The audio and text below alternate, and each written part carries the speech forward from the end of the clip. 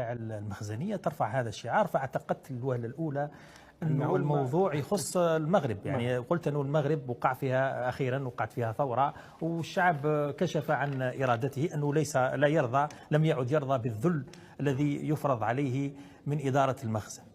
ولكن فوجئت أنهم يتكلمون عن الجزائر ويقصدون الجزائر، وهذه أول مرة يعني حقيقة يعني ترصد أنه شعب تاع بلد آخر يعلن عن عدم رضاه على لنظام آخر يعني غير بلده. وهذه سابقة لم تحدث إطلاقا. يعني أعطيني واقعة تاريخية شعب يدخل نفسه في قضايا الآخرين.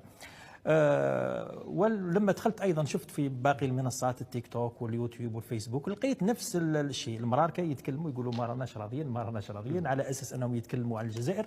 بل ومنهم حتى من تقمص، يعني عمل نفسه جزائري ويتكلموا بلهجه لكنه مغربيه واضحه جدا، يقول لك ما راناش راضيين.